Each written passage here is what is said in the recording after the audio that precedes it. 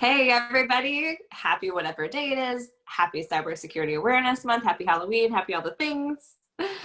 All right, so let's keep talking about zombies on the internet. So, because we've all seen, the movies and the TV shows about zombies, which are absolutely always accurate, of course, right? We know that zombies are created by an infectious virus, which gets passed around as zombies bite humans, which creates more zombies and more and more and more until it's apocalypse now. Well, as we mentioned yesterday, we as employees and people that do stuff on the internet, we are already zombies of the internet. But unlike real zombies, we don't spread our zombiehood to other people.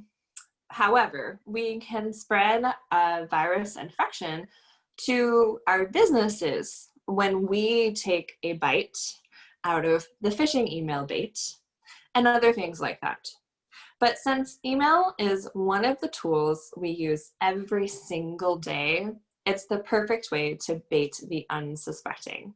And in fact, according to a report from Symantec, 65% of known hacker groups used spear phishing as their primary infection vector.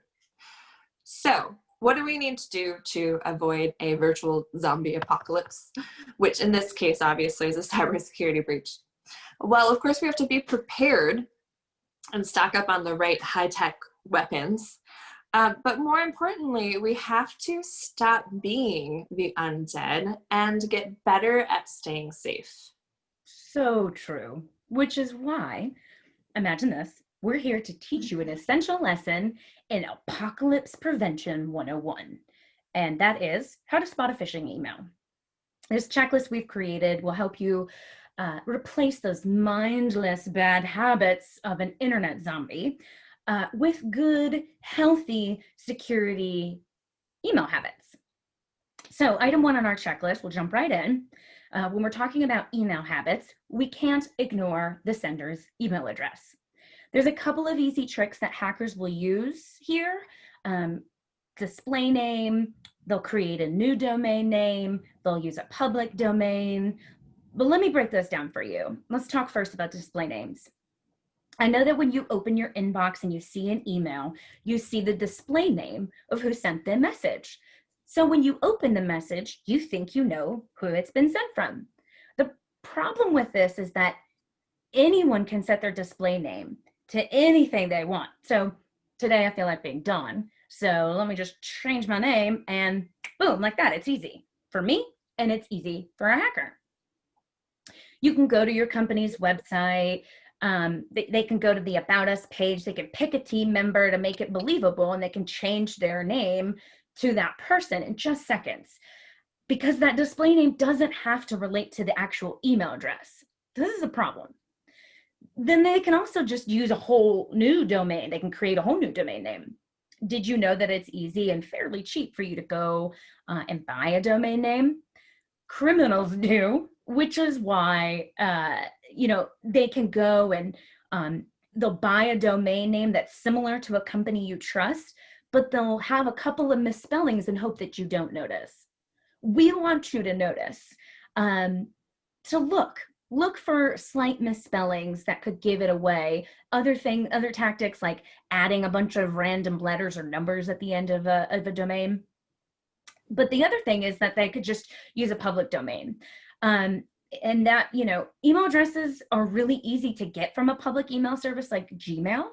And so what they'll do is the hackers will create a new email address and put the company name in the email address. And so even though it's worksmart@gmail.com, it's enough to trick people into thinking it's actually WorkSmart, even though WorkSmart will never send you an email from worksmart@gmail.com.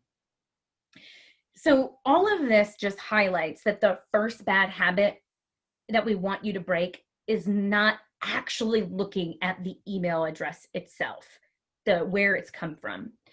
And the good email habit we want you to adopt is to actually check that email address every time for one of these red flags.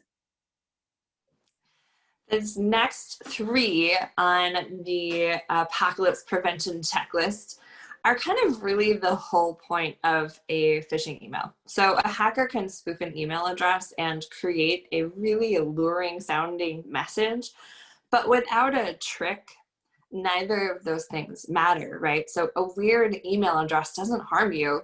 It's just the candy on the outside of the Wicked Witch's house to help convince you that you should do something that is harmful. And then there's really three main somethings that a hacker will want you to do.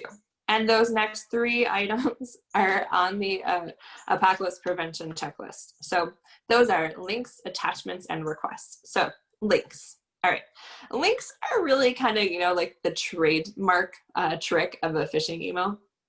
So for example, you can write any text and hyperlink any link you want to whatever text. So for example, you could write Halloween USA 50% off sale just as text, and then highlight it, right click and click hyperlink from the menu, and then enter a link to whatever, like your kid's YouTube channel or something to that effect, right? It doesn't matter, and that's the point. And it's not just text. You can hyperlink a button or a picture or an icon to any URL on the internet. The point here is that linked text or objects don't always send you to where they look like they should. So the bad habit to break here, blind clicking. The good habit, however, to adopt is to first hover your mouse over a link to see the full address it wants to take you to before you actually click on it. If it doesn't show the destination you think it should, or it looks suspicious in any way, don't click. All right, next item, attachments. So the Wicked Witches of the web may send you an email with an attachment that is infested with malware, and they want you to open it so that the malware then gets installed on your device. So the bad habit here to break is obviously, opening whatever you receive. You should never open an attachment that is an executable file because it's probably going to install malware, and never open an attachment you weren't expecting. So the good habit here to adopt is to ask yourself, were you expecting to receive this attachment? And if not, don't open it. All right, next on the checklist, the message request. So again, a hacker really wants you to do something, and sometimes they get really, really, really sneaky, and they just flat out ask you to do something. So if there's highly urgent or even threatening language used in the message, get suspicious. Scare tactics like, your account has been suspended, urgent action required, makes people panic and then forget to do all the checks that keep us safe. So the same thing can actually apply in the reverse too. So you could, for example, say you get an email that says, hey, your company, it won the best small business in the world award, but you have to click here right now to accept by the end of the day so that we can spotlight you on the evening news. And the point here is that urgent, emotionally charged requests lead to a sense of urgency, and then urgency leads to mistakes happening. So another example of a tricky message request is spear phishing emails. So these can be kind of really incredibly hard to spot because it uses background information to create a very credible story. So these emails might say something like that your CEO needs money sent to your CFO, and they'll go to your website and get those people's names and then just put that into the email body. So it sounds, legit, but it's not. So always question any unexpected requests for money. So the bad habit here is taking the emotional bait. The good habit we want you to adopt is question messages like this. And when possible, contact the sender through a different vector. So an example of this, like let's say you get an email that says it's from the BBB with a complaint about your service.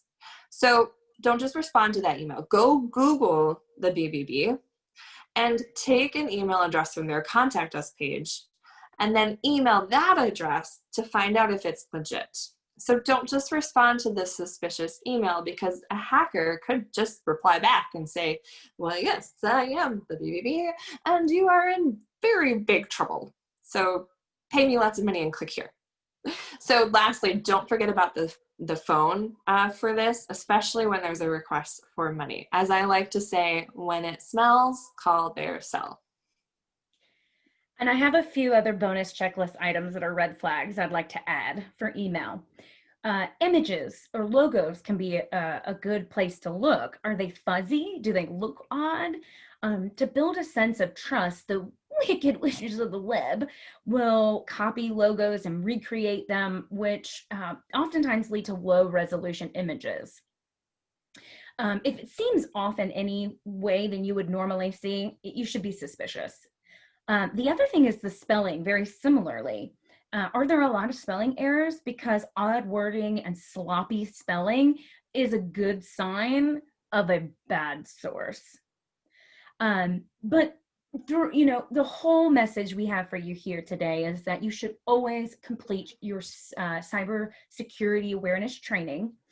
Because you'll learn more about these types of threats and when they lurk in your email, what that looks like, but also for safe browsing on the internet, and also safe working from or accessing your office's resources from places like Starbucks, when we're able to work from places like Starbucks again. And if your organization doesn't have a security awareness training program, it's worth mentioning it. Because making sure you're educated against these attacks and knowing what attempted attacks look like is what's going to prepare you and be that first step in protecting you and your organization. That's right. All right, so we hope that you take this zombie apocalypse prevention checklist and start using it every time you're going through an email to help keep your organization safe. But that's all that we have for today. So we will see you again tomorrow. Bye.